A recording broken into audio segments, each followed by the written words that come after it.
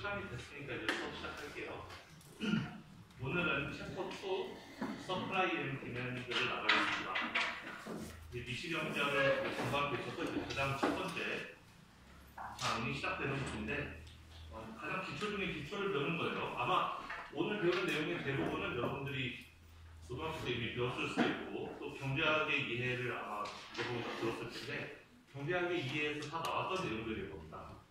복습한다 생각하고 들으면 되는데 뭐 좀 추가되는 부분도 있고 또 뭐 수십 이런 것까지는 좀 하기는 거창하지만 약간의 산수도 나올 수 있기 때문에 그런 부분들은 여러분들이 이해해서 보시면 되겠습니다.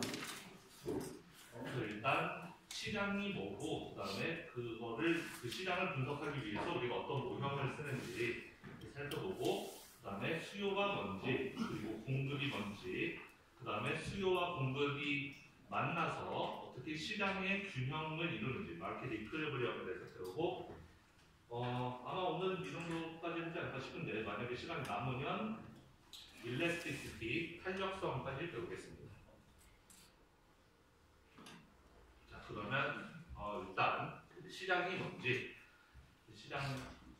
대해서 배울 건데 일단 공급과 수요가 뭔지에 대해서 간단하게 설명을 했어요. 공급은 프로듀서가 공급자가 마켓에서 시장 안에서 그 기꺼이 팔려고 하는 제품의 수량을 얘기합니다. 내가 이 가격이면 나는 공급을 몇 개까지 하겠다. 이 가격이면 몇 개까지 하겠다. 이런 공급을 내가 willingness to sell 할 수 있는 그런 어마운트가 서플라이가 되겠어요. 내가 특정 가격에 얼마까지 몇 개까지 나는 팔겠다. 가격이 얼마면 몇 개까지 팔겠다. 얼마 미치면 나는 차라리 그냥 안 팔고 공급 안 하겠다. 뭐 이런 거. 그 다음에 수요는 이제 비슷한 개념인데 이번에는 이제 사는 거죠. willingness to buy가 되는 거예요. 그래서 내가 수요자인데 우리 대부분이 다 수요자죠. 그래서 뭔가를 살 때 내가 이 가격이면 몇 개 사겠다. 이 가격이면 몇 개 사겠다. 이런 거. 그게 바로 수요가 되겠습니다. 제가 뭐 편의점에서 콜라를 사 먹는데 콜라가 600원이면 뭐 3개 사 먹고 한 1000원이면 1개만 사 먹고 2000원이면 아예 안 사 먹고 뭐 이런 거죠. 그래서 특정 가격에 내가 몇 개까지 사 먹을 것인지 몇 개까지 사 먹을 의향이 있는지 그게 바로 수요가 되겠어요. 공급은 공급자 프로듀서가 팔고자 하는 수량, 디맨드는 컨슈머 소비자가 사고자 하는 수량이 되겠습니다. 그래서 시장이라는 것은 특정한 장소와 특정 시간에 결국은 특정한 재화가 사고 팔리는 곳이 바로 시장이 되겠어요. 수요와 공급이 존재하는 곳이라고 생각하면 되겠습니다. 시장 안에 우리는 수요가 있고 공급이 있다. 그 수요와 공급이 서로 어떻게 상호작용을 하는지 그거를 지금부터 볼 겁니다. 자 일단 모형에 들어가기 앞서서 우리는 몇 가지 가정을 할 거예요. 몇 가지 가정을 할 건데 첫 번째 우리는 하나의 시장만 볼 거예요.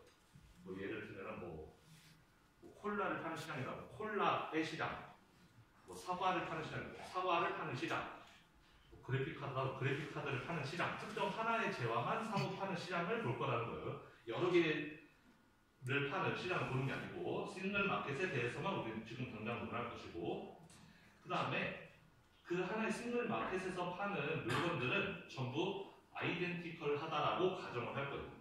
뭐냐면 다 똑같다는 거예요. 좀도 다르지 않고 다 똑같다.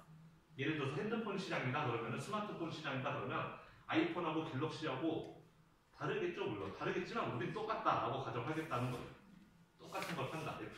애플이건 아니면 삼성이건 상관없이 완전히 똑같은 제품을 판다라고 가정하겠다는 거죠. 그리고 시장 안에 팔고 있는 모든 재화는 일단 같은 가격에 팔린다라고 가정할 거예요. 왜냐하면 물건이 다 똑같으니까 당연히 같은 가격에 팔려야 되겠죠. 그리고 모두는 다 동일한 정보를 가지고 있다. 사는 사람이나 파는 사람이나 이 물건에 대해서 완전히 다 깨고 있다라는 거예요. 다 모든 정보를 다 가지고 있다라는 거죠. 퍼펙트 인포메이션을 가지고 있다라는 것이고 그리고 마지막으로 시장 안에는 공급자도 많고 수요자도 많다. 적당히 많은 숫자의 공급자와 수요자가 있다라고 가정하겠습니다. 공급자가 1명, 수요자가 1명 이런 시장에 대해서는 우리가 나중에 배울 것이고 일단 지금은 공급자, 수요자가 여러 명 있다라고 가정을 할 거예요. 이 가정은 뭐 지금은 별로 중요하게 안 느껴질 수도 있는데 우리가 좀 나중에 좀 더 자세한 내용을 배우면서 굉장히 중요하게 작용을 하긴 합니다. 지금은 그냥 대충 이런 게 있다라고 정도만 알고 넘어가면 되겠어요. 자, 그러면 일단 수요와 공급을 배울 건데 수요 먼저 봅시다. 그러면 제일 중요한 질문이 첫 번째 나왔는데 어떤 팩터가 굿스 올 서비스 이거는 우리가 흔히 많이 들어본 재화와 서비스 뭐 이런 뜻이죠. 그냥 뭐 이거는 그냥 특정 제품이라고 생각하면 되겠습니다. 어떤 요인이 특정 재화의 수요에 인플루언스 영향을 미치는가? 과연 수요에 영향을 미치는 요인이 뭔가? 라는 거예요.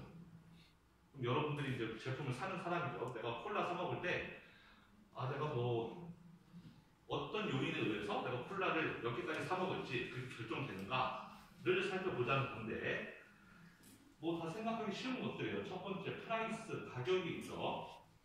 그래서 당연히 가격이 비싸면 뭐 많이 사 먹고 싶어도 못 사 먹죠. 돈이 없어서. 가격이 비싸면 많이 안 사 먹고 싶고, 가격이 싸면 하나라도 더 사고 싶고 이런 거죠. 그러니까 가격은 당연히 수요에 영향을 미칠 거예요. 아마 이거에 대해서 동의하지 않기는 좀 어렵죠. 당연히 싸면 더 사고 싶고 비싸면 안 사고 싶은 게 인지상정이잖아요. 그렇죠? 그러니까 가격은 당연히 수요에 영향을 미쳐요. 가격이 쌀수록 많이 사, 수요가 많아지고 가격이 비쌀수록 수요는 줄어들 거예요. 그런데 가격 말고도 수요에 영향을 미치는 요인들이 많이 있단 말이에요. 그 중에 number of consumers, 그러니까 시장 안에 소비자가 많을 때 수요가 많을까요? 소비자가 적을 때 수요가 많을까요? 당연히 사람이 많을수록 수요가 많겠죠. 한 명이라도 더 있어야 그 사람들이 더 사 먹을 거 아니에요. 시장 안에 수요자가 컨슈머가 많으면 그만큼 수요가 더 많을 것이고, 뭐 서울같이 큰 도시, 인구가 많은 도시에는 당연히 수요가 넘쳐날 것이고, 좀 작은 동네는 당연히 수요가 그거보다 훨씬 적지 않겠어요? 특정 재화에 대해서. 그렇겠죠? 그것도 당연한 것이고, 그 다음에 소비자의 컨슈머 인컴 or 웰스니까 소비자의 소득이나 아니면은 재산, 부, 이것도 그 수요에 영향을 미칠 수 있다고 보는 거예요. 소득이 높을수록 뭐 어떤 재화는 뭐 더 많이 사 먹고 싶을 수도 있고 뭐 그런 거죠. 내가 명품 가방, 내가 무슨 구찌 가방 사고 싶은데 소득이 있어야 그거를 사고 싶지. 소득이 없는 상황에서 내가 지금 햄버거 하나 사 먹기 힘든 상황인데 내가 구찌 가방 이런 거 사기 좀 힘들잖아요. 그렇죠? 당연히 소득이 어느 수준이냐가 그 디맨드, 수요에 영향을 미칠 수 있습니다. 근데 나중에 배우겠지만 우리 아까 위에서 가격이 비쌀수록 수요가 줄어들고 가격이 싸질수록 수요가 많아질 것이다 라고 이렇게 예측을 했잖아요. 그리고 그 넘버 오브 컨슈머스도 수요자가 많아질수록 당연히 수요가 늘어날 거고 사람이 줄어들수록 수요가 줄어들 거다. 뭐 이거는 그러니까 한 방향으로 간다는 거죠. 하지만 세 번째 거 인컴 or 웰스는 엄밀하게 말하면 한 방향으로 가지 않을 수도 있어요. 방향이 다를 수도 있다는 거예요. 소득이 늘어나면 아까 예를 들면 명품백 같은 거 내가 소득이 늘어나면 명품백에 대한 수요가 늘겠죠. 소득이 줄으면 명품백에 대한 수요가 줄 거고 내가 한 달에 한 100만 원 벌고 있는데 내가 무슨 명품백 살 정신이 어디 있겠어요. 그렇죠? 근데 한 달에 한 1000만 원 벌어. 그럼 명품백 사고 싶을 수도 있는 거죠. 수요가 늘어날 수도 있는 거죠. 소득이 증가하면 수요가 증가한다라고 생각하기 쉬운데 반대로 소득이 증가할 때 수요가 감소하는 그런 재화들도 있긴 있습니다. 여러분 혹시 그런 거 있어요? 부자들은 잘 모르겠지만 내가 좀 용돈이 좀 많이 없다 그런 학생 중에 내가 지금 돈 없어서 이거를 내가 지금 사 먹고는 있는데 나중에 부자 되면 내가 이거 절대 안 먹어야지. 그런 거 있을 수도 있어요. 예를 들면은 만약 그런 게 있다 그러면 소득이 늘면 그 재화에 대한 수요는 줄어든다는 거잖아요. 그렇기 때문에 저 세 번째 요인인 소득과 부 같은 경우는 반드시 소득이 늘어난다고 해서 수요가 따라서 늘어나냐? 그건 아닐 수도 있다. 소득이 늘 수도 있고 줄 수도 있다. 하지만 어쨌든 영향을 미친다는 점은 변함없는 거죠. 소득과 부는 수요에 플러스의 영향이든 마이너스의 영향이든 영향을 준다라는 겁니다. 그 다음에 컨슈머 테이스트, 소비자들의 취향에 따라서 뭐 유행 같은 것도 예를 들면 그런 거일 수 있죠. 뭐 올해는 갑자기 막 뭐가 유행이래, 막 그러면 그 제품에 대한 수요가 막 늘어날 수도 있는 것이고, 주변에서 뭐 그런 현상들 많이 볼 수가 있습니다. 뭐 건강식품 그런 거 많이 있잖아요. 막 TV에서 막 방송 한번 하면 막 갑자기 막 수요가 늘어나고 막 그런 거 있죠. 그래서 그 수요자들의 취향에 따라서도 당연히 영향을 받을 수가 있어요. 수요는. 그 다음에 마지막으로 prices of other related goods인데, 그러니까 다른 관계된 재화의 가격의 변동에 따라서도 영향을 받을 수 있다. 그래서 뭐 간단한 예를 들면 뭐가 있을까? 뭐 내가 저가 이제 과일 중에 한라봉을 되게 좋아하는데 한라봉을 제가 되게 좋아해서 자주 사 먹는데 어느 날 보니까 오렌지가 되게 싸게 팔아요. 한라봉의 가격은 그대로인데 오렌지가 어느 날 갑자기 하나에 1,000원씩 하는 게 하나에 막 200원에 팔아. 그럼 내가 아무리 한라봉 좋아해도 오렌지가 1,000원짜리 200원에 팔면 한라봉 하나에 3,000원인데 오렌지 사 먹고 싶지 않겠어요? 한라봉 좀 덜 먹고 그럴 수 있죠. 이렇게 관계된 다른 재화의 가격이 오르거나 떨어지면은 내가 원래 사 먹고 있던 재화의 수요도 이렇게 영향을 받아서 바뀔 수가 있다라는 거예요. 꼭 내가 한라봉을 먹을 때 한라봉의 가격만 영향을 미치는 게 아니라 한라봉과는 다른 재화지만 조금 관계가 있는 감귤 이런 거, 감귤이 엄청 막 비싸졌어요. 감귤이 좀 싸졌어. 그러면 내 한라봉 저희도 안 먹을 수 있는 거잖아요. 감귤 대신 먹고. 어쨌든 그런 것들이 이렇게 많은 것들이 수요에 영향을 미친다라는 겁니다. 자, 그러면 수요에 영향을 미치는 요인들이 이렇게 많으니까 우리는 이 각각의 요인들이 수요에 어떻게 영향을 미치는지를 그림을 그려서 살펴보고 싶은데, 뭐 그런 거를 함수라고 그러죠. 여러분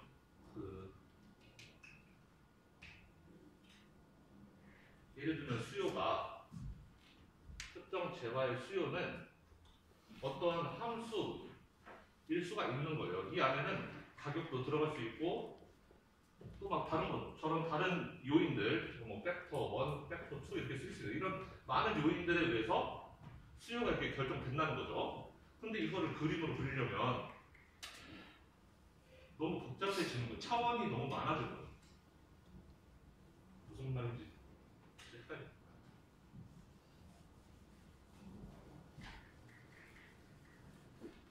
우리가 y는 EX 이런 거 함수잖아요. 1차 함수죠. 이것도 모르면 안 돼요. 이런 걸 알아야 됩니다. 이런 함수가 있으면 이런 거 그림으로 그리기 쉬워요. X, Y 이렇게 해서 이렇게 그리면 되잖아요. 그렇죠? 그리기 쉽다는 건 왜 쉽냐면은 이게 단순히 변수가 두 개밖에 없기 때문에 그래요. X랑 Y 두 개밖에 없으니까. 그러니까 오른쪽에 X, 세로축에 Y 이렇게 해놓고 그리면 되니까. 근데 만약에 y는 2x 더하기 z 이렇게 돼 있어요. 그럼 이거 그림 그려라 그러면 저는 이제 그림 순서가 없기 때문에 그리기가 힘들단 말이에요. 그림 그리려면은 x, 뭐 이쪽은 뭐 z, 그다음에 이렇게 세로는 y. 그래서 3차원으로 그려야 된다고 해요. 변수가 3개니까 x, y, z 3개가 있으니까 가로축 그리고 여기 뚫고 가는 저쪽 축 그리고 세로축 이런 식으로 3차원으로 그려야 그림을 그릴 수가 있는 거죠. 그나마 3개면 3차원으로 그릴 수 있는데 저기처럼 변수가 여러 개 있으면 4차원, 5차원 되면은 이건 그림 그릴 수도 없는 거잖아요. 그럼 그런 상태에서는 우리가 직관적으로 와닿지가 않는단 말이에요. 그림을 우리가 알아볼 수 있는 그림으로 그리기가 쉽지 않기 때문에 그래서 우리는 이 수요 함수를 수요에 영향을 미치는 요인들이 많이 있지만 그 중에 딱 하나만 꼽고 싶은 거예요. 그래야지 두 개의 변수 가지고 또 이렇게 평면에 그림을 그릴 수가 있으니까. 그래서 여기에 우리 5개의 변수들을 설명했죠. 지금 수요에 영향을 미치는 5개의 변수, 가격, 넘버링 컨슈머스 등등 여러 개가 있는데 우리는 그 중에 하나만 뽑고 싶다. 그래야지 그림 그릴 때 이쪽에는 수요 쓰고 이쪽에는 딱 하나 뭐 하나 딱 이렇게 써가지고 그림 그리게끔 하자는 거고 이 밑에 질문은 그래서 오케이, many factors가 영향 미치는 거 알겠는데 그 중에서 만약에 one factor that stands out 하는 거, 눈에 확 띄는 거, 제일 아웃스탠딩 한 팩터 하나만 뽑아낼 수 있을까? 라고 하자면 우리는 답은 정해졌죠. 5개 맨 위에 있는 게 정답이겠죠. 그래서 프라이스를 꼽자는 거죠. 그래서 여기에 가로줄 수요 쓰고 세로 쪽에 가격 쓰고, 그래서 우리는 여기에서 그림 그리자라는 겁니다. 나머지 4개 요인들도 영향을 미치지만 우리는 나머지 4개의 요인들은 holding all other factors constant 이라고 일단 가정을 할 거예요. 다른 것들이 일정하다. 다른 것들은 일단 그냥 지금 현 상태로 일정한 값이고 우리는 가격 변동에 대한 수요 변동에 대해서만 초점을 맞추자라는 거예요. 그래서 디맨드 커브를 그릴 건데, 디맨드 곡선, 수요 곡선을 그린다는 거죠. 수요 곡선, 수요 함수가 되겠는데 바로 이런 평면, 가로축에 수요, 세로축에 가격 이렇게 나와 있는 평면에다가 그림을 그릴 것이다.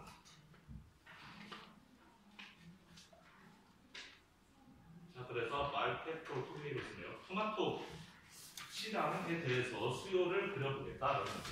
수요 곡선을 그려보겠다는 거죠.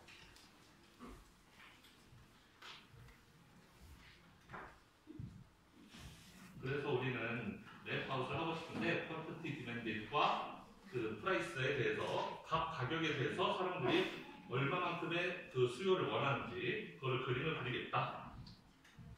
여러분 반드시 여기 써있는데 그래프를 그릴 때는 반드시 레이블을 하세요. 그 가로축에다가 축 이름 쓰고 세로 축에다가도 축 이름 쓰고 이런 거 축 이름 여기도 축 이름 쓰고 그리고 각 점에도 이렇게 숫자들을 이렇게 써주는 레이블을 붙이는 게 좋다라는 거죠. 아마 제가 시험에 그래프 그리는 거 많이 낼 수도 있어요.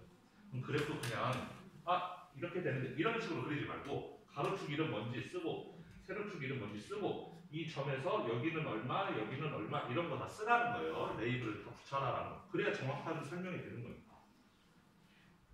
그래서 그래프를 그릴 때는 항상 레이블을 붙여라라는 것이고, 그래서 저 그래프를 설명하면 자, 이 파란색 선 D1이라고 되어 있는 이 선이 수요 곡선인가 봐요. 그래서 수요 곡선은 여러분 잘 보세요. 세로축에는 가격을 쓰고 P라고 하겠습니다. 프라이스니까. 가로축에는 수량을 쓰는 거예요. Q라고 쓸게요. 영어로는 퀀터티니까 Q라고 쓰겠습니다. 그래서 수요 곡선이 됐든 공급 곡선이 됐든 그리는 방식은 이런 식이어야 돼요. 가격이 얼마면 수량이 얼마인지 이런 식으로 되어야 됩니다. 가격이 $5면 수요가 빵 원인 거예요. 그래서 가격이 5일 때 수요는 0개. 그래서 여기에 좀 찍는 겁니다. 그 다음 가격이 내려가야죠. 가격이 $4면 4달러면 가격이 $4면 수요량이 1개 라는 거죠. $4가 되면 이제 한 개 사먹는 사람 드디어 나오는 거예요. 나는 이제 $4 정도면 내가 하나 사먹을 수 있다. 토마토를 1파운드만큼. 그래서 한 개 사먹을 수 있다는 거죠. 가격이 3으로 내려오면 그러면 한 명 더 생겨요. 난 $3면 그래 나는 사먹을 수 있겠어. 그래서 이제 2명이 먹는 거고, $2면은 또 한 명 더 생기고,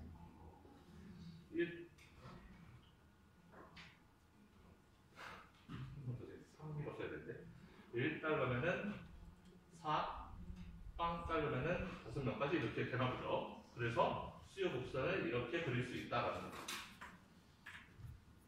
자, 여러분들이 그래프를 해석할 때에는 이 가격의 수요가 몇 개인지 이런 식으로 해석하면 돼요. $4면 1개, $3면 2개, $2면 3개 이런 식으로. 반대로 해석하면 별로 좋지 않아요. 한 개 수요량일 때는 가격이 4 이런 식으로 해석하지 말고 우리는 수요가 몇 개인지가 중요한 거니까 가격에 따라서 수요가 몇 개인지 이런 식으로 해석을 해야 돼요. $3일 때 1개, $3일 때 2개 이런 식으로 해석을 하시기 바랍니다.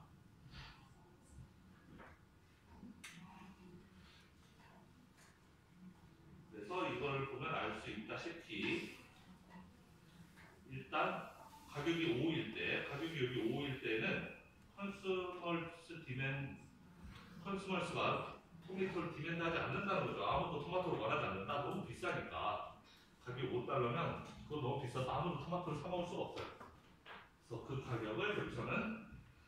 D는 초 프라이스라고 써있네요. 초이 뭐죠? 여러분 그 UFC를 먹나요? UFC 하고 목조르 그 리얼 베이키 초 이런 거 있죠? 초 목조르다. 아마 우리말로 뭘로 하는지 모르겠네. D는 초 프라이스라고 써있어요. 질식 가격이다 그러면 질식 시키다 그런 뜻인 것 같은데. 저 5달러는 너무 비싼 가격이라 수요자들을 막 목조르는 그런 가격인 거예요. 아무나 안 사먹고 거기서부터 가격이 조금씩 내려가면 S 프라이스 드랍스 하면 그러면 컨슈머스들은 이제 조금씩 이제 그 토마토를 점점 더 많이 사먹게 된다라는 거죠. 가격이 내려갈수록 수요가 늘어나요. 당연한 이야기를 하고 있습니다. 그런 식으로 우리는 이렇게 토마토의 수요를 그래프로 나타낼 수가 있어요. 어떻게? 가격과 수량의 함수 관계로 이렇게 나타낼 수가 있다는 거예요. 가격이 얼마일 때 수요가 얼마일 때 이런 식의 함수 관계로 나타낼 수 있다. 여러분 함수가 뭔지 알아요? 여러분 함수가 뭔지를 알아야 되는데 함수라는 것은 이렇게 만약에 두 개 변수가 있으면 두 변수 사이의 관계가 함수라고 생각하면 돼요. 함수라는 것은 이렇게 생각해도 돼요. 예를 들면은 x, y가 있을 때 x에서 y가 어떻게 가는지 1, 2, 3 있고 y는 50, 15 이렇게 있을 때 그래서 x가 1이면 y는 5, x가 2면 y는 10, x가 3이면 y는 15 이런 식으로 가는 관계 이런 거를 보고 우리는 함수라고 그래요. 그런 거예요. 함수는 바로 이 부분이 함수인 겁니다. x랑 y가 어떤 관계를 맺고 있는지 아니면 뭐 이렇게 생각해도 돼요. 우리 어렸을 때 배운 것 중에 여기가 x, 여기가 y 근데 여기에 아래 곱하기 5를 하시오라는 게 있어요. 예를 들어 x를 집어넣으면은 곱하기 5를 해서 y로 내보내라 라는 게 있으면은 역시 이것도 함수가 되는 거예요. 1이 들어가면 1 곱하기 5 해서 5로 튀어나오고 2가 들어가면 2가 들어가서 5 해서 10으로 튀어나오고 이런 거죠. 이런 관계가 함수예요. 두 개 사이의 관계를 보여주는 거. 자, 그런 것처럼 P가 5이면 Q는 0이고 5였으면은 여기 P가 5였으면 Q는 0으로 가고 P가 4였으면 Q는 1로 가고 지금 이런 식의 관계를 맺고 있죠. 그 가격과 수요가. 그래서 이걸 보고 우리는 수요 함수라고 부르는 거예요. 가격과 수량 사이의 관계를 보여주는 거니까.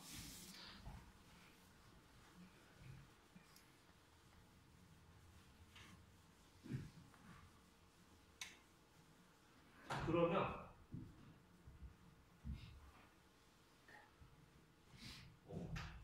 제가 여기서 저기 숫자가 안 보여가지고 200, 400, 800인지 몰랐네요. 1, 2, 3도 온줄 알았어요. 얘가 죄송합니다. 여러분 제가 틀리면 얘기해 주세요. 200, 400, 800이었네. 200, 400, 600, 800, 1000이었는데 제가 여기서는 저 숫자 밑에 숫자가 잘 안 보여가지고 1, 2, 3 보라고 생각하고 죄송합니다.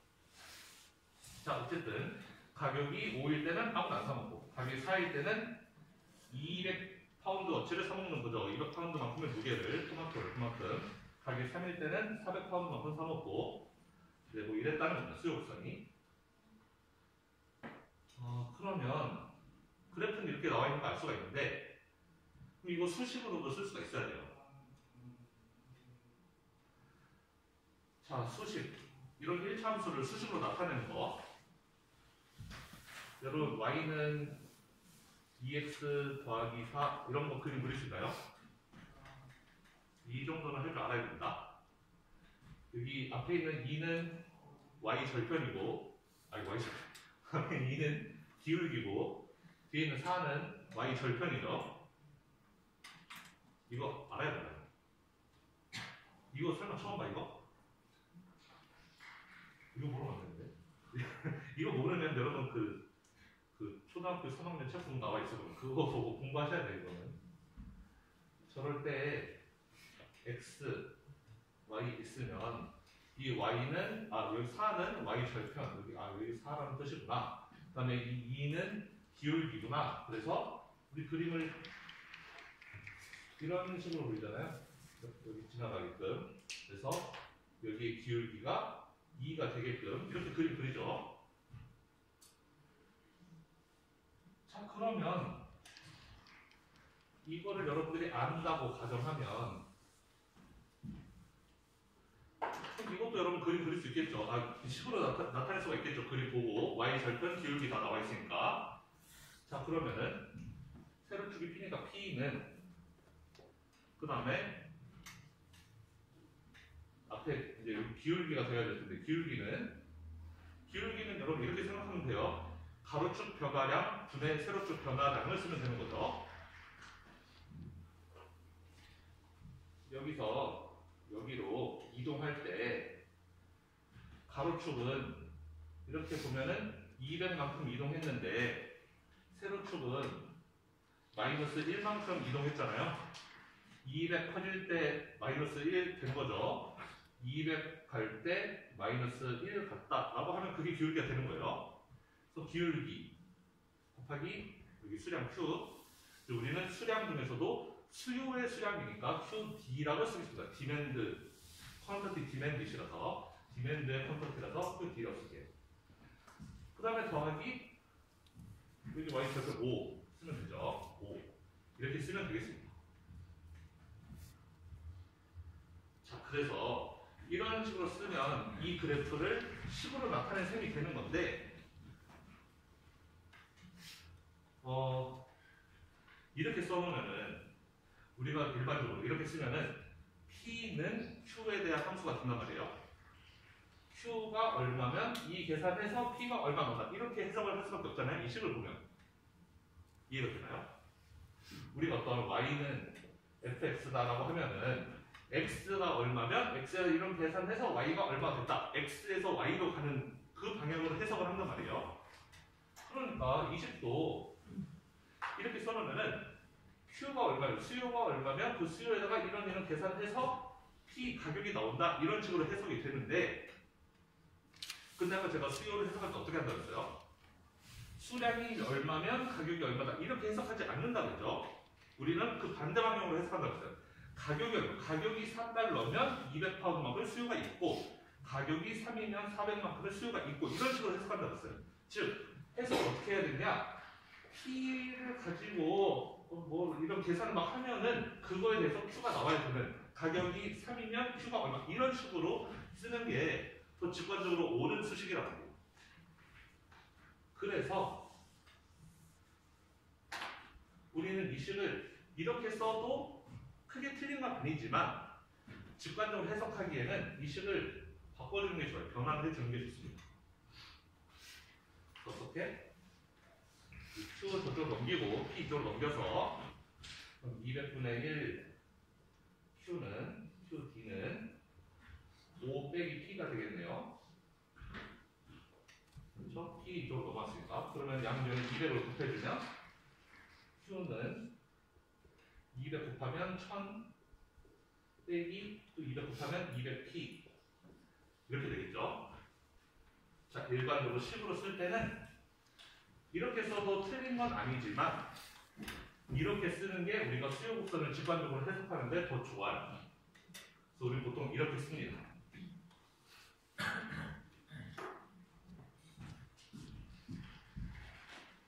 자, 그럼 학생들 질문 없어요? 저 같은 질문 하나 할 것 같은데.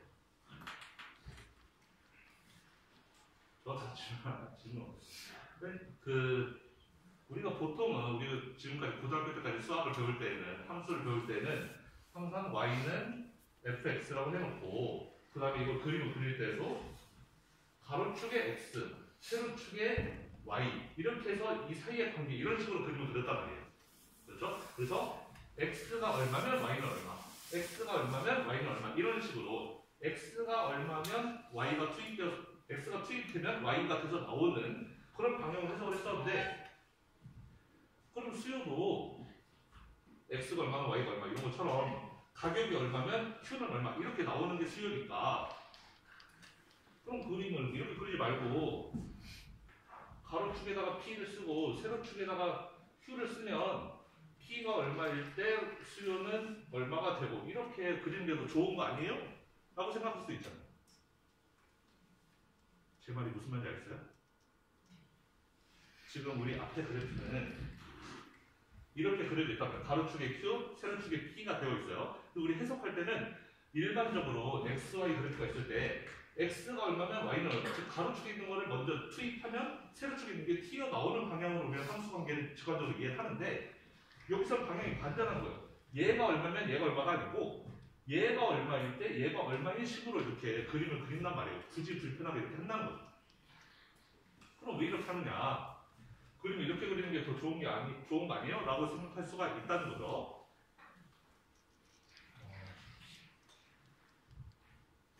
근데 저도 왜 이렇게 하는지 잘 모르겠어요. 그냥 관행적으로, 관례적으로 늘 이렇게 해왔습니다. 이렇게는 안 그래요. 절대 이런 식으로 그림 그리지 않아요.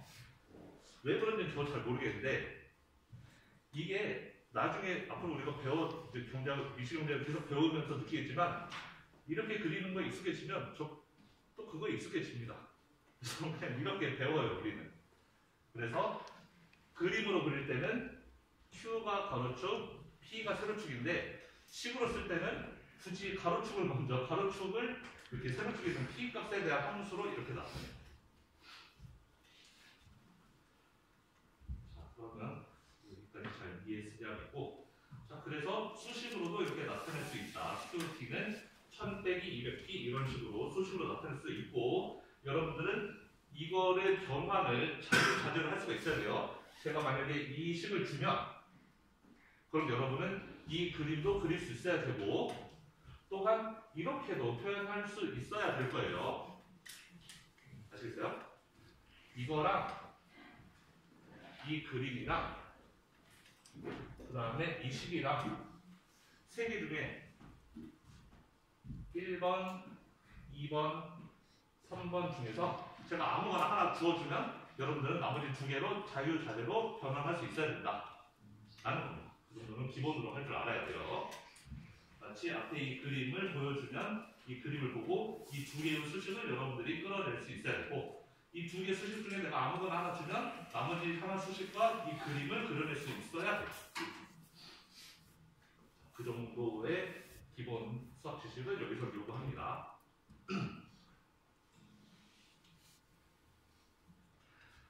자, 그러면 이번에는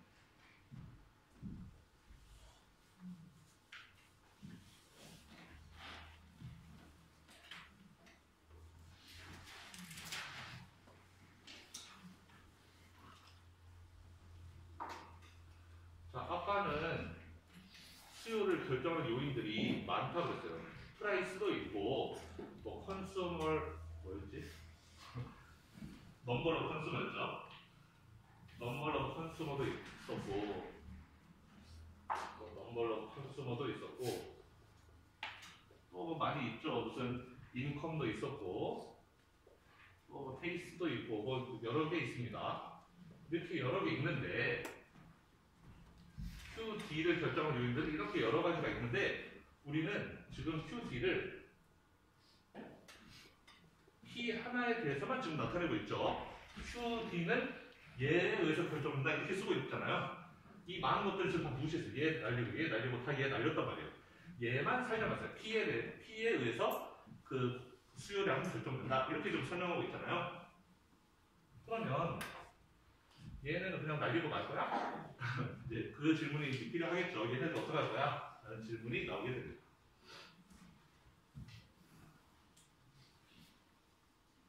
그래서 what about the other factors that influence demand?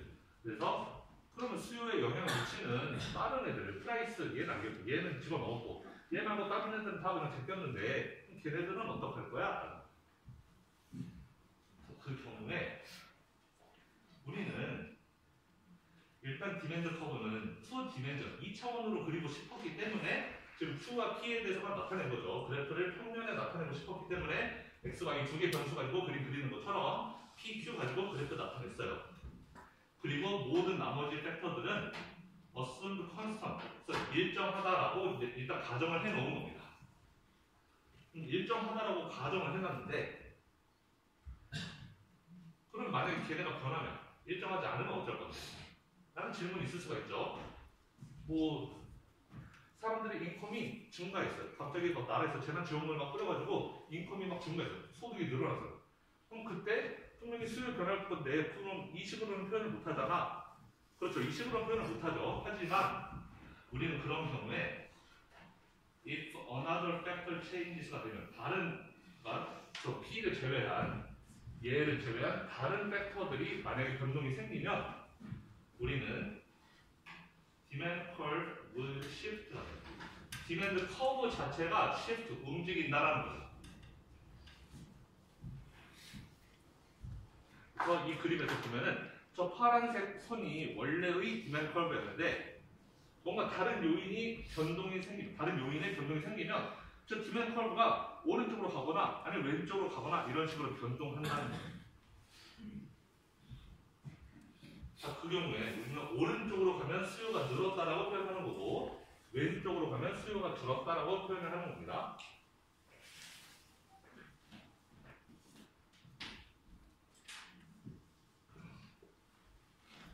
그래서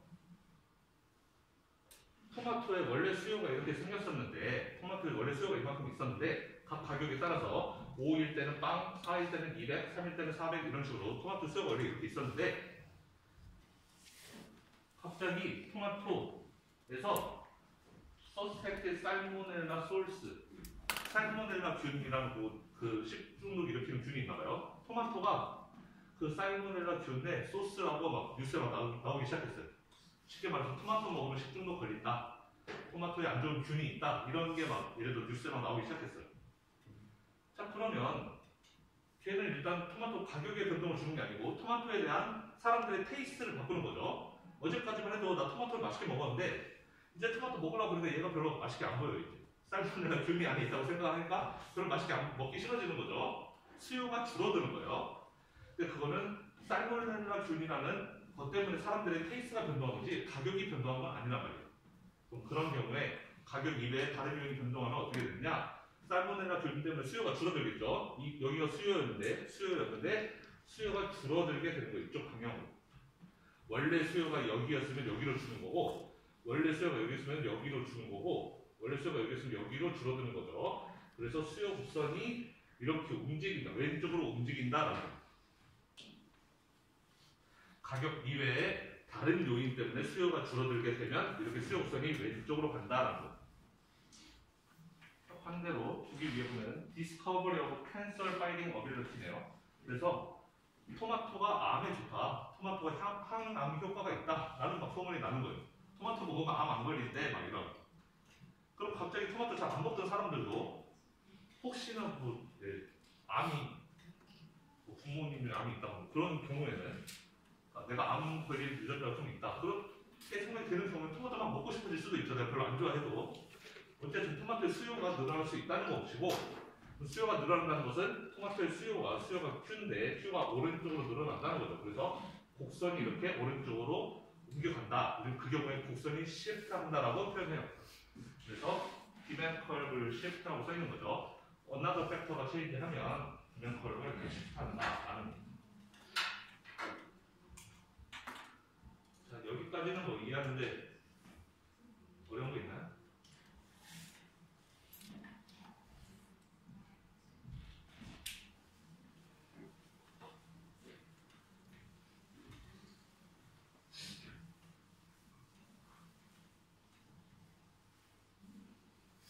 자, 그러면 여기서 이 밑에 작은 글씨로 써있는 거 change in quantity demand, change in demand 이런 개념들이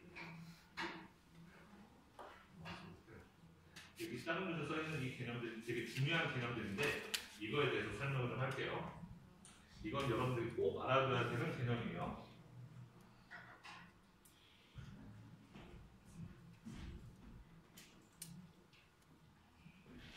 change in quantity demand이 있고 그 다음에 change in demand가 있어요. 이 두 개를 여러분들은 꼭 구분하셔야 됩니다. change in demand는 수요의 변화라고 부르고 change in quantity demand은 수요량의 변화라고 아마 우리말로는 이렇게 해석할 것 같아요.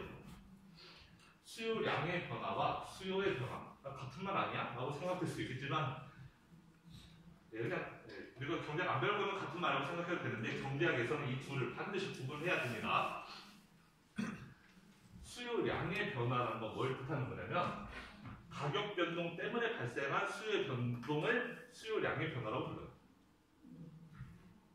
우리 아까 이야기했죠. 수요는 가격과 그 외의 변수들의 그 외의 요인들의 함수로 나타낼 수 있는데 얘는 수요 곡선에 수요 함수를 포함시키지만 나머지 것들은 포함 안 시킨다고 그랬죠. 얘네들은 일단 제낀다고 그랬어요. 자, 얘의 변동 때문에 발생하는 수요의 변화는 수요량의 변화라고 우리가 부르고 얘 말고 얘네들의 변동 때문에 발생하는 얘의 변동은 우리는 수요의 변동이라고 부른다. 방금 전에 나왔던 이런 살모넬라균 때문에 수요가 감소했죠. 그때 우리는 이렇게 쓰지 않고 이렇게 수요가 변동했다라고 쓴다는 거예요. 토마토 항암 효과 때문에 수요가 증가했다. 우리는 수요량이 증가했다라는 표현을 쓰지 않고 수요가 증가했다라는 표현을 쓴다는 거예요. 자, 그림으로 표현하면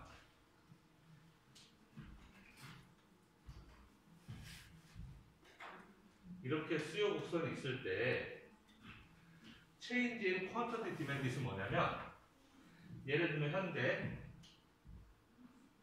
토마토의 가격이 3일 때 수요량이 400이었어요. 예를 들어서. 그런데 토마토의 가격이 싸졌어요. 뭔 이유 때문인지 모르겠지만 토마토가 $2로 가격이 싸졌어. 가격이. 그러면 수요 곡선에 따라서 그러면은 이제는 수요량이 600이 됐겠죠. 수요가 원래는 여기 있었는데 여기서 여기로 이렇게 옮겨왔잖아요. 저 수요량이 400에서 600으로 바뀌었죠. 가격이 떨어진 것 때문에. 우리는 이런 변화, 이 점에서 이 점으로 온 변화, 즉 곡선을 따라서 이렇게 움직이는 변화를 수요량의 변화라고 부른다는 거예요. 이거 대단히 중요한 내용들. 엄청 중요한 내용이에요. 수요의 변화는 뭐냐면 수요의 변화는 똑같이 이렇게 그림 있어요. 원래는 가격이 $3였고 역시 400개를 사먹고 있었어. 400파운드를 사먹고 있었는데 아까 이야기했던 것처럼 무슨 살모넬라균 이게 너무 이때 토마토 안에 그래서 사람들이 안 사먹기 시작했어. 수요가 줄어들었어. 근데 그거는 토마토 가격이 변동해서 수요가 줄은 게 아니고 외부 요인, 다른 요인 때문에 수요가 줄었죠. 그러면 그때는 뭐냐면 수요가 예를 들어서 100개가 줄었어요. 300개로 줄었다 칩시다. 그런데 가격은 그대로 있는 거예요. 토마토 가격은 변동하지 않고 그냥 수요만 300, 원래 400이었는데 300개로 줄어든 겁니다. 그래서 우리는 새로운 수요 곡선을 이렇게 그릴 수가 있는 거죠. 원래는 $3에 400개를 사먹고 있었는데 그러면 무슨 균인가 때문에 3달러에 이제 300개 먹는 걸로 줄어들었어요. 수요가. 또 수요 곡선이 여기에서 여기로 이동했잖아요. 왼쪽으로 지금 수요 곡선이 이동했죠. 이런 경우에 우리는 수요가 변했다라고 부른다. 자, 수요량이 늘었다 줄었다라는 것은 수요량이 여기서 이 방향으로 가면 수요량이 늘은 거, 여기서 이 방향으로 가면 수요량이 줄은 것이 되는 거고, 수요가 늘었다 줄었다라고 하는 것은 수요가 여기 있던 게 오른쪽으로 가면 수요가 늘은 거, 여기 있던 게 왼쪽으로 가면 수요가 줄은 거라고 부른다는 겁니다. 이거 다 그 경제학에 의해서 배우지 않아요? 다 배워줘 이거. 이거 다 아는 내용 제가 좀 길게 설명 같긴 한데 혹시나 까먹었을까봐 자세히 알겠습니다. 자, 이번엔 서플라이. 뭐 디맨드랑 똑같은 거니까 뭐 이거는 짧게 설명하고 넘어갈게요. 비슷하게 설명하면 돼요. 자, 그러면 서플라이에 영향을 미치는 요인들은 뭐가 있는가? 아까 디맨드에 영향을 미치는 거 가격이 일단 제일 중요했고, 그 다음에 뭐 여러 가지도 있었죠. 컨슈머 취향, 뭐 컨슈머 넘벌 뭐 다 있었는데 똑같아요. 공급에 영향을 미치는 거. 일단 가격이 제일 중요해요. 여러분들이 물건을 파는 사람이에요. 내가 뭔가를 당근마켓에서 뭘 팔아야 돼. 내가 원피스 하나 팔아야 되는데 안 입을 거라서 파는데 내가 얼마에 파는지가 중요하죠. 이거 살 때 한 10만 원 주고 샀는데 이 가격이 2,000원에 팔다가 하면은 팔기 싫을 거 아니에요. 그럼 안 팔고 싶죠. 가격 좀 비싸져야지 내가 팔고 싶을 거 아니에요. 8만원이라고 하면 이거 팔까 말까 좀 망설여지고 한 7만원? 그럼 나 무조건 내다 팔고 막 이러죠. 가격이 비싸질수록 당연히 더 많이 팔고 싶을 거예요. 파는 사람 입장에서는. 그래서 공급에 영향을 미치는 요인 중에 제일 중요한 것은 당연히 프라이스예요. 자, 그 다음에 프로덕션 코스트 뭐 이런 것도 영향을 미치고 생산 비용 내가 어떤 거를 뭘 만들어 파는데 비용이 당연히 들겠죠. 예를 들어서 내가 뭐 아이스크림을 하나 만들어 파는데 판매 예를 들어 10,000원에 판다 칩시다. 아이스크림 10,000원에 팔아요. 근데 내가 만드는데 3,000원 줘. 그럼 3,000원 들여서 만들어가지고 10,000원을 팔면 나 7,000원 남겨먹는 거잖아요. 근데 프로덕션 코스트가 싸졌어. 예를 들어서 원래 3,000원 들었었는데 이제 2,000원 드는 걸로 싸지는 거예요. 뭐 갑자기 우유값이 내렸다던가 그래서 싸졌어요. 그러면은 전에는 3,000원을 사서 10,000원을 팔아서 7,000원 남겨먹었는데 이제는 2,000원을 사서 10,000원을 팔면 8,000원 남겨먹는 거죠. 더 많이 팔고 싶어지겠죠. 당연히 많이 남겨먹을 수 있으니까 프로덕션 코스트가 싸지면 나는 더 많이 공급하고 싶을 거고 반대로 프로덕션 코스트가 비싸지면 예를 들어서 아이스크림 3,000원에 사서 10,000원을 팔았는데 갑자기 우유값이 엄청 비싸져가지고 아이스크림 만드는데 막 9,000원 들어. 그럼 9,000원 들여서 10,000원에 판다고 1,000원밖에 안 남는데 그러면 팔고 싶지 않겠죠. 별로 장사 안 하고 싶겠죠. 공급이 줄어들 거예요. 프로덕션 코스트가 당연히 영향을 미칠 겁니다.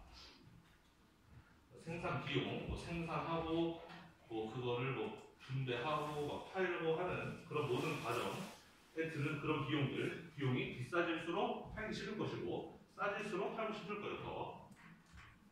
그다음에 넘버 오브 셀러스는 아까랑 비슷한 논리죠. 판매자가 많아지면 많아질수록 당연히 공급량은 늘어날 가능성이 높습니다. 다음에 마지막으로 셀러스 아웃사이드 옵션이 있네요. 프라이스 오브 어덜 마켓도 있고 아니면 프라이스 오브 어덜 릴레이트 굿도 있네요. 그래서 뭐 예를 들면 다른 시장에서 가격이 뭐 다르다든지 내가 대구에서는 아이스크림을 지금 10,000원에 팔고 있었는데 똑같은 아이스크림이 서울에서는 30,000원에 팔리네? 이러면 별로 대구에서 안 팔고 싶겠죠. 서울 가서 장사하고 싶겠죠. 대구의 공급이 줄어들 수도 있고 그렇습니다. 아니면은 뭐 다른 관계 있는 다른 비슷한 재화의 가격들의 변동에 따라서 역시 영향을 받을 수도 있겠습니다.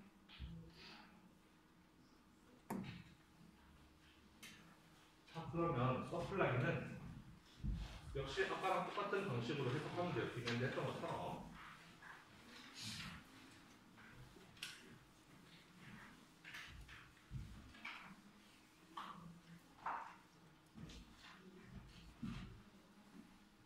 항상 그림 그릴 때는 우리는 세로에다가 가격을 쓰고 가로축에다가는 퀀터티를 쓰는 거예요. 이번에는 퀀터티 서플라이드가 되겠죠. 아까는 수요였고 이번엔 공급입니다. 자, 똑같이 이걸로 해볼게요. 가격이 얼마면 난 몇 개 공급하겠다. 가격이 1달러면 나는 공급 못하겠다. 내가 이거 재화 만드는데 1달러 드는데 1달러 들여서 만들어서 1달러에 내가 판다? 남는 거 하나도 없다? 그럼 나 안 팔고 싶죠. 그냥 장사 안 해요. 그런데 만약에 이게 시장에서 2달러에 팔 수 있다? 그러면은 200개 정도 팔아줄 용의가 있는 거죠. 2달러 여전히 싸지만 나는 200개까지는 팔겠어. 가격이 3달러? 그러면 비싸니까 난 좀 더 팔아야지. 400개까지는 팔겠어. 이렇게 되는 거죠. 그래서 4달러가 되면은 600개, 뭐 5달러가 되면 800개, 뭐 이런 식으로 판다는 거죠. 공급 곡선이 이렇게 그려질 수 있다라는 거. 자, 여기도 똑같이 해석하면 1달러, 가격이 1달러이거나 혹은 그 미만이면 미치면 서플라이어들은, 공급자들은 이거 언프로피터블을 한 거예요. 이거 팔아도 남는 게 없어요. 이득이 안 돼. 그러니까 그냥 장사 안 하는 거죠. 서플라이 안 한다.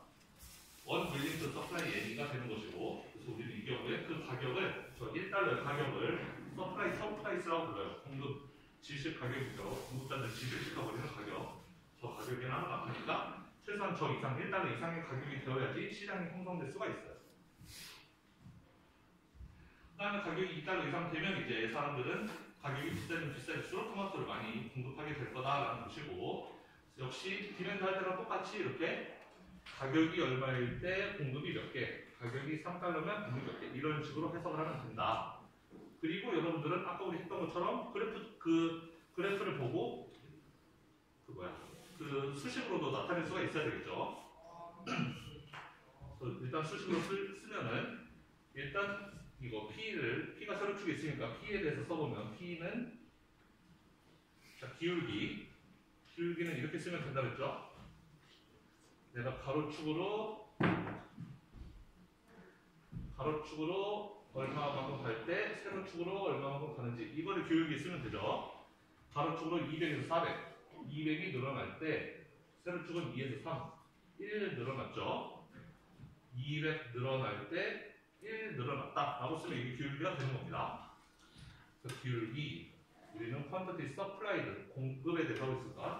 S라고 쓰고 그 다음에 Y 절편, 세로축의 절편 이거죠. 얘 1을 쓰면 되겠죠. 여기다가 1 이렇게 쓰면 돼요.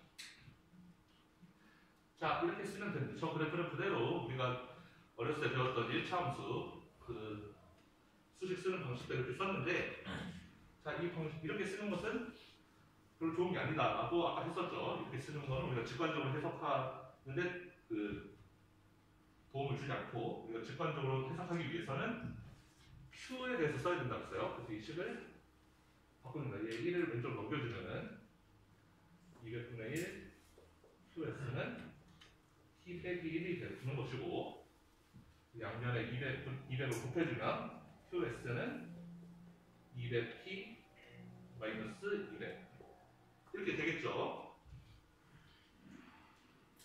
그래서 이렇게 쓰는 게 우리가 직관적으로 이해하기 쉬운 일반적으로 우리가 이야기하는 공급 함수가 되는 거죠. P가 얼마일 때 Q가 얼마 P에다가 2를 집어넣으면 200 곱하기 2 400 빼기 200이니까 200 이렇게 P가 2면 200 이렇게 나오게끔 이렇게 써주는 거 이런 걸 보고 공급 함수라고 합니다. 얘를 공급 함수 하지만 여러분들은 이 식도 만들어낼 수 있어야 되고 그리고 이 식을 본다면 역시 이 그림도 그려낼 수 있어야 돼요. 세계의 변화를 여러분들은 자유자재로 할 수 있어야 됩니다.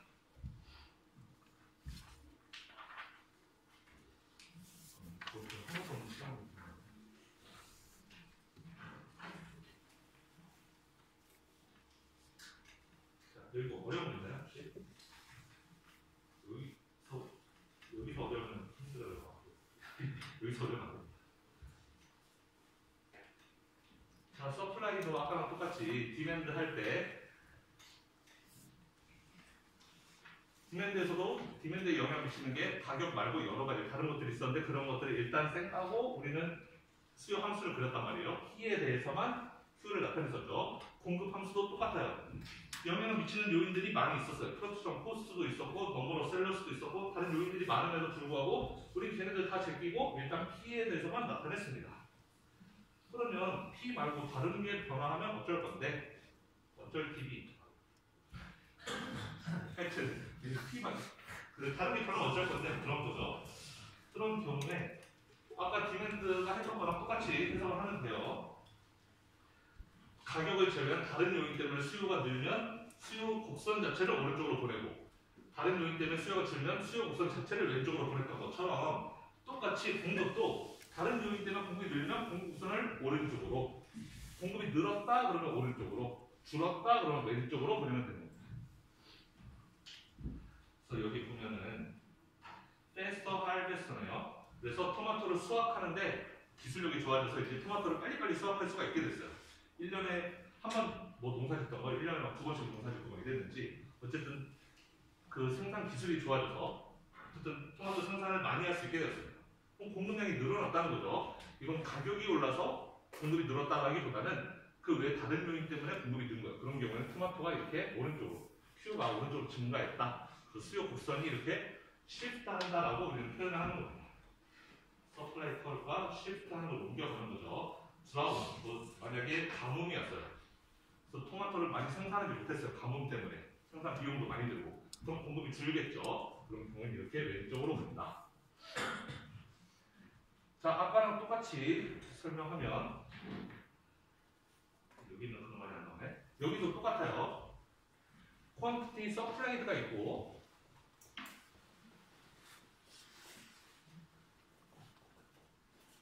그 다음에 그냥 supply가 있는 거죠. 그러니까 change in quantity supplied가 있고 change in supply가 있어요. 체인지 인이라고 써놓은 자, 체인지 인 퀀티티 서플라이드는 가격 때문에 수요량이 변한 거. 가격이 원래 2달러여서 여기 200개 팔고 있었는데 가격이 3달러로 올랐어요. 그래서 400개로 공급량 늘린 거. 즉 여기서 여기로 가는 거. 이거를 우리는 체인지 인 퀀티티 서플라이드라고 부르는 거예요. 공급량이 변했다라고 부르는 것이고, 그게 아니고 베설 하베스터 때문에 공급량이 여기 있던 게 여기로 늘었어요. 이렇게 옆으로. 그래서 곡선이 이렇게 가는 거. 이게 곡선이 아예 이렇게 이동하는 걸 보고 우리는 체인지 인 서플라이라고 부른다. 알겠죠? 퀀티티 서플라이드, 퀀티티 디맨디스는 그 곡선 안에서 점이 왔다 갔다 하는 것이고, 체인지 인 디맨, 체인지 인 서플라이는 곡선 자체가 이렇게 왼쪽 오른쪽으로 간다. 이렇게 해석하시면 되겠습니다.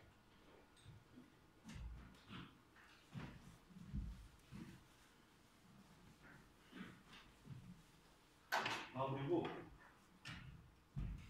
뭐 체인지 인 디맨드나 체인지 인 서플라이 할 때 예를 들어서 디맨드가 이렇게 있는데 디맨드가 늘었어요. 체인지 인 디맨드가 맞췄어요. 이렇게 디맨드가 늘었다 할 때 교수님 디맨드가 D1에서 D2로 이렇게 옮겨갔으면 이렇게도 해석할 수 있는 거 아니에요? 라고 생각할 수 있는, 곡선이 위로 올라간 거 아니에요? 라고 생각할 수 있는 거잖아요. 뭐 그렇게 생각해도 상관없는데 우리는 일반적으로 그냥 이렇게 해석한다. 오른쪽으로 갔다. 왜냐면 오른쪽이 수요니까. 막 디맨드가 가격이 오르는 거 아니에요? 똑같은 수량일 때 더 비싼 가격을 주고 사 먹겠다는 뜻 아니에요? 이렇게 생각할 수 있는데 그렇게 생각해도 상관없지만 일반적으로는 그냥 오른쪽 왼쪽으로 갔다라고 표현합니다. 위아래로 움직였다라고 굳이 해석하고 싶으면 해도 되지만 우리는 이렇게 하는 게 더 편해요. 좀. 물론 이렇게 해석해도 상관은 없어요. 예를 들면은 수요가 늘어났다는 것은 내가 원래 이 정도 가격에 사 먹고 싶었던 것을 이제는 이 정도 가격에도 사 먹겠다라는 뜻으로도 해석할 수 있는 거예요. 그렇죠? 수요라는 게 아까 willingness to pay라고 했잖아요. 내가 얼마까지 지불하고 사 먹을 것인가 그 willingness to pay를 의미하는데, 그러니까 수요가 증가했다는 것은 그냥 수요량 Q가 여기서 여기로 늘어 같은 가격이면 내가 원래 몇 개 먹던 거를 이제는 이만큼 사 먹겠다 라는 뜻으로 해석할 수도 있지만, 뭐 굳이 이렇게 따진다면은 나는 이만큼 사 먹을 때 원래는 이 정도 가격에 사 먹었었는데 이제는 가격이 좀 더 비싸져도 이 가격에도 난 사 먹겠다 라고 해석해도 된다고요. 해석해도 되지만 그건 약간 좀 억지스러운 해석이기도 하죠. 그래서 우리는 왼쪽 오른쪽으로 간다라는 표현을 일반적으로 씁니다. 여러분도 그렇게 하세요. 위아래로 간다라고 생각하지 말고 왼쪽 오른쪽으로 간다라고 그렇게 받아들이시기 바랍니다.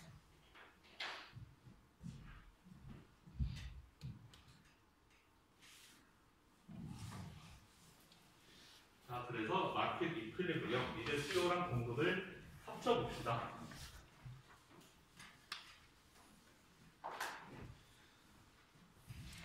그래서 컴바이닝 마켓 서플라이 앤 마켓 디맨드를 할 거예요. 그러면 이제 모형이 컴플리트 완성된다는 거죠. 자, 그래서 서플라이 커브와 디맨드 커브가 크로스하는 곳, 만나는 곳을 우리는 마켓 이퀄리브리엄이라고 부른다. 시장 균형이라고 부른다라는 거예요. 그래서 만나는 곳의 퀀터티를 이퀄리브리엄 퀀터티, 만나는 곳의 프라이스를 이퀄리브리엄 프라이스라고 부르겠다라는 거예요. 별게 아니고 그냥 이런 겁니다. 딱 앞에 그랬던 그래서 두 개 합친 거죠. 이거 공급 곡선하고 이거 수요 곡선, 이 두 개를 한 평면에 나타내는 거예요. 어차피 둘 다 가로축은 퀀터티, 세로축은 프라이스였잖아요. 그러니까 같은 그 평면에 그렸으니까 이 두 개를 동시에 그리는 거예요. 두 개를 동시에 그려서 보니까 그 가운데 만나는 지점입니다. 저 지점을 우리는 그 이퀄리브리엄, 마켓 이퀄리브리엄이라고 부르고 시장 균형이라고 부르고 그 균형에서의 가격을 균형 가격, 균형에서 수량을 균형 수량, 이퀄리브리엄 퀀터티라고 부를 거예요.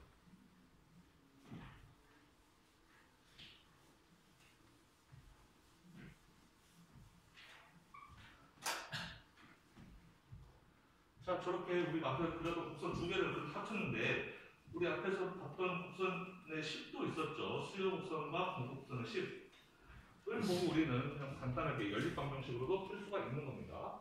디맨드는 1000 빼기 200P였고 그 다음에 서플라이는 얼마였죠? 200p 빼기 200이네요. 200p 빼기 200. 자, 이랬잖아요. 그럼 우리는 마켓 이퀄리브리엄이라는 것은 수요하고 공급하고 같아지는 지점이 어디인가 이거를 찾는 거예요. 얘네 둘이 같아지는 거 찾으면 되니까 그럼 얘랑 같으면 되는 거죠.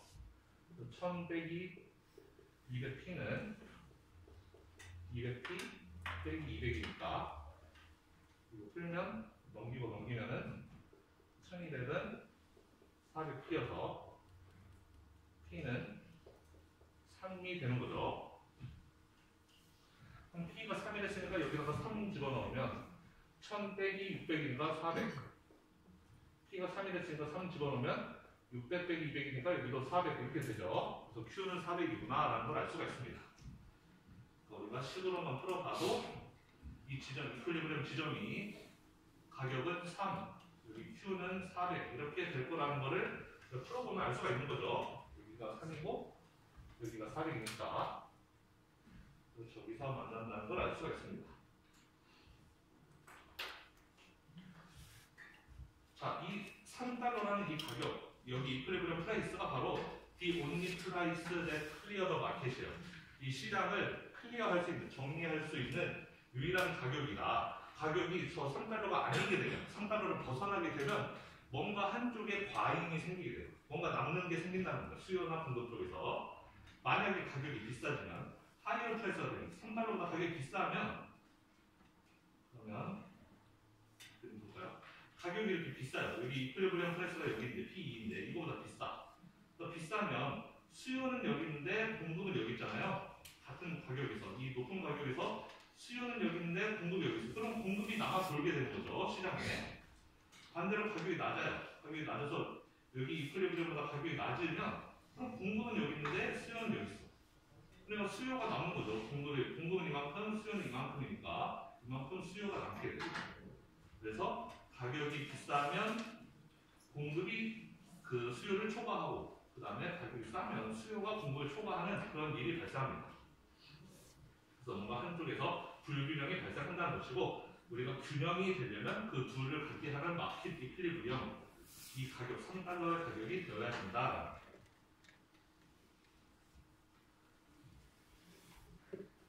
자, 그런데 시장은 Why the market is not toward equilibrium? 왜 균형으로 알아서 가느냐라는 거예요. 그러니까 시장이 가격이 이퀄리브리엄에 형성되어 있지 않아도 알아서 균형을 찾아간다는 겁니다. 가격이 이렇게 비싼 곳에 형성되어 있으면은 시간이 지나면 점점 가격이 내려서 여기 이퀄리브리엄에 도달한다는 거고, 이 밑에 것도 가격이 너무 낮은 상태에 있으면은 알아서 시간이 지나면 점점 위로 올라가서 이 균형 상태로 가게 될 것이다. 그래서 왜 그러느냐? 가격이 만약에 너무 비싸서, 그래서 서플라이, 공급이 수요를 초과하게 되면, 이 첫 번째 그림이죠. 가격이 비싸서 공급이 수요를 초과하게 돼요. 즉 공급자들, 판매자들이 많이 물건을 만들어 놨어요. 지금 쌓아두고 있는데 못 팔고 있어요. 수요가 없어서. 너무 비싸서 못 팔고 있는 거죠. 자, 그럼 여러분 그 창고 안에 물건 쌓이는데 못 팔면 어떻게 해야 돼요?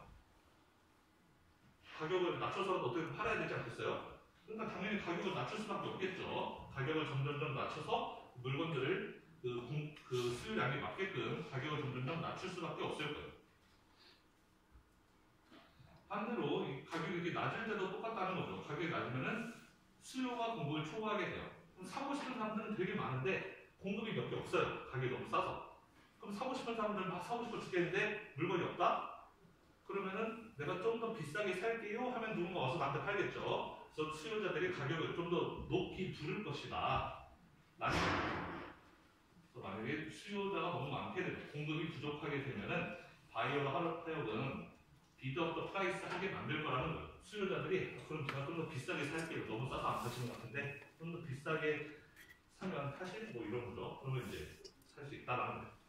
그래서 가격이 알아서 균형을 이루는 방향으로 이렇게 이동하게 될 것이다라는 거예요.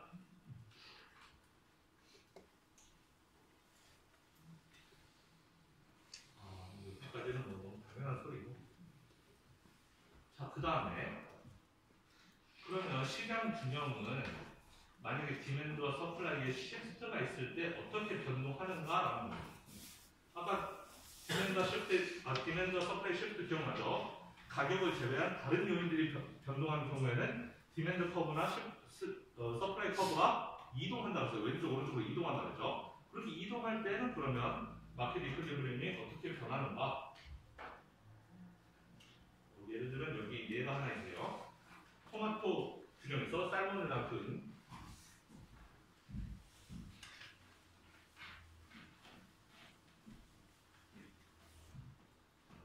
자, 원래 토마토 시장에서 수요와 공급이 있었습니다.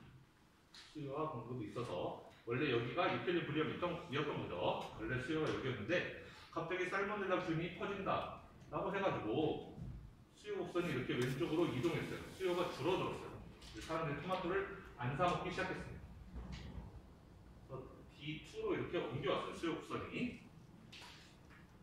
자, 그러면 새로운 마켓 이퀄리브리엄은 여기로 바뀌게 된 거죠. 여기가 원래 1번 이퀄리브리엄이었는데 2번 이퀄리브리엄으로 옮겨와서 이쪽으로 이동한 거예요.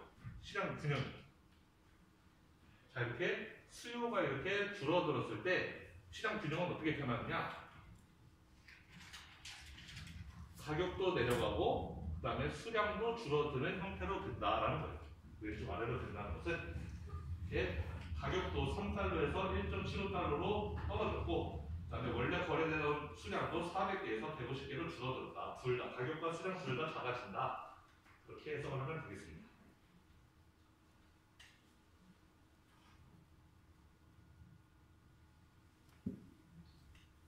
비슷하게 이번에는 공급이 늘어나는 거네요. 그래서 퍼틸라이저가 더 싸졌어요. 이거는 비료 같은 게 더 싸져가지고 그래서 토마토 생산 비용이 싸져서 토마토 생산을 공급을 늘리게 됐습니다. 공급이 저렇게 오른쪽으로 늘어났어요.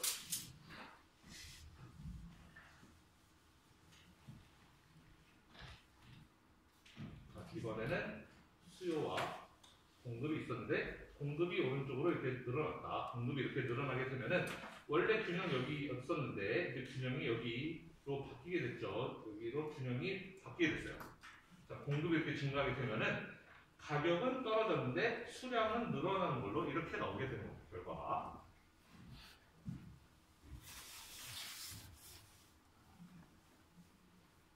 자, 그러면 여기 이거를 활용한 문제 한번 풀어봅시다. 자, 브리토의 시장이 있다네요.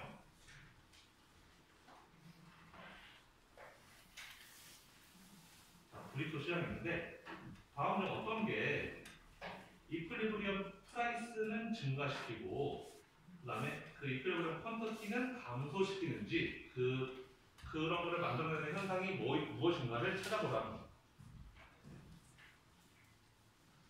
자, 그러면 그렇게 되려면 어떤 곡선이 어떻게 시프트해야 되는지 그거부터 살펴봐야 되겠죠.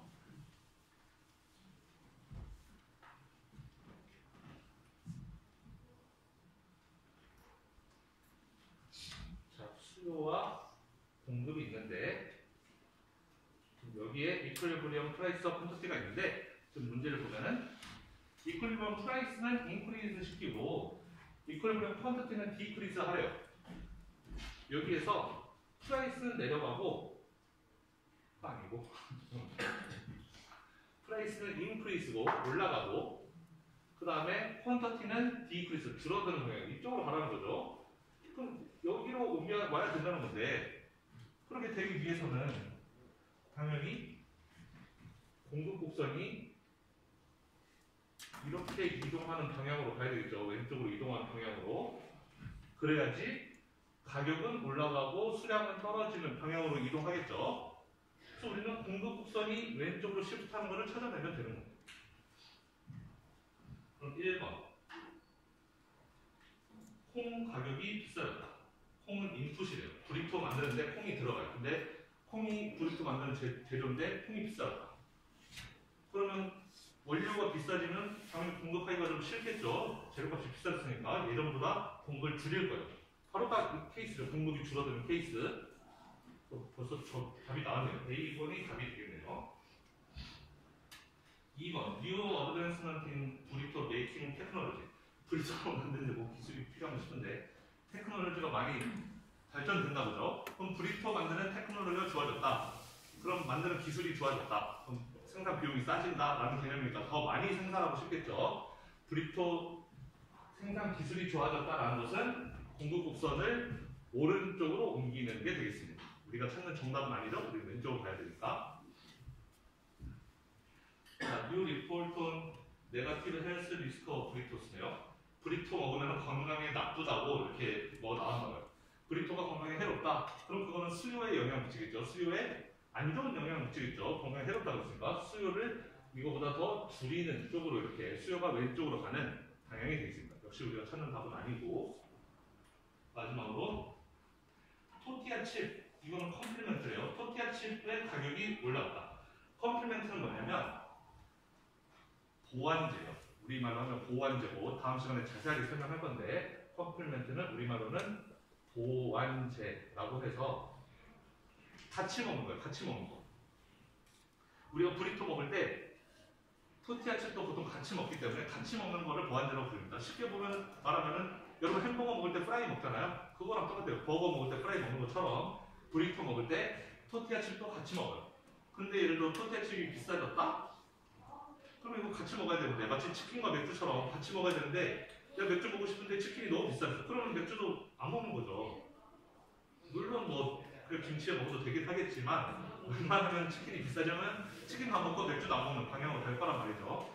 역시 토티아 칩이 비싸지면 저거 안 사 먹으면 브리토만 그냥 먹기엔 맛없는데 그러면은 브리토도 같이 안 사 먹게 되는 거죠. 그래서 역시 수요가 줄어드는 방향으로 간다. 역시 정답은 아니다. 정답은 1번 서플라이가 줄어드는 거. 되겠죠, A번. 자, 한 문제 더 풀어볼까요? 이번엔 핫도그 번이 있어요. 핫도그 빵이죠. 쉽게 말하면 핫도그를 감싸고 있는 빵이 번이에요. 그래서 번 마켓을 볼 건데 다음은 어떤 게 프라이스는 디크리스 시키고 퀀티티도 같이 디크리스 되는 그 가격과 수량이 같이 줄어드는 것은 어떤 현상이 그걸 만들어내는가? 서플라이 디맨드가 있고 여기가 이퀄리브리엄인데 가격도 내려가고 수량도 줄어드는 이쪽으로 이동시키는 건 뭔가라는 거예요. 그럼 당연히 딱 봐도 수요곡선이 이렇게 왼쪽으로 가면 되는 거죠. 얘가 이렇게 왼쪽으로 이동하면은 여기서 여기로 이퀄리브리엄이 바뀌게 될 거예요. 그러면 다음은 어떤 내용이 수요를 줄이게 만드는가? 한 찾으면 됩니다. 1번 핫도그에 대한 컨슈머 프리퍼런스가 좋아졌대요. 사람들이 핫도그를 막 좋아하기 시작. 핫도그가 갑자기 막 유행해요. 그러면 당연히 핫도그 번에 대한 수요도 늘어나겠죠. 핫도그가 유행하기 시작하니까 당연히 핫도그 빵도 같이 사람들이 많이 사 먹을 거예요. 수요가 오히려 늘어나는 방향으로 갈 것이기 때문에 A번은 답이 아니고 B번 핫도그의 가격이 떨어졌다. 핫도그의 가격이 감소했다. 이게 뭐냐면 핫도그 번은 그 주위를 감싸는 빵이고 핫도그는 안에 소세지를 말하는 거예요. 여러분 핫도그는 그 합친 거라고 생각하기 쉬운데 핫도그는 안에 소세지, 핫도그 번은 바깥에 빵 둘을 합쳐야 핫도그가 되는 건데 안에 소세지가 가격이 싸졌다라는 겁니다. 그럼 내가 핫도그 그 완제품을 만들려면은 그냥 소세지만 먹어도 맛없고 빵만 먹어도 맛없고 둘 같이 먹어야 맛있잖아요. 근데 마침 그 소세지가 싸졌다? 그럼 소세지 많이 사면서 빵도 같이 많이 사고 싶겠죠, 당연히. 역시 수요가 늘어날 거예요. 역시 여기서 오른쪽으로 늘어나지 이렇게 갈 것이기 때문에 B는 답이 아닐 것이고 3번 C 핫도그의 가격이 비싸졌대요. 안에 소세지가 비싸졌어요. 소세지 비싸서는 소세지도 덜 사게 되고 당연히 그때 빵도 필요 없으면 안 사게 되겠죠. 수요가 줄어들 거예요. 그래서 정답은 C번이 되겠네요. 자, 마지막으로 밀가루 가격. 핫도그 번을 만드는, 겉에 빵을 만드는 밀가루 가격이 비싸졌대요. 밀가루 가격이 비싸지면 그 빵 만드는 사람들 빵 이제 더 안 만들고 싶겠죠. 재료값이 비싸졌으니까 생산 비용이 올라갔으니까 공급을 줄이고 싶을 거예요. 원래 여기 있었는데 공급을 왼쪽으로 이렇게 줄이고 싶겠죠. 이쪽 방향으로. 역시 우리가 원하는 정답은 아니에요. 그래서 답은 C번이 되겠습니다. 오늘은 여기까지 수업하고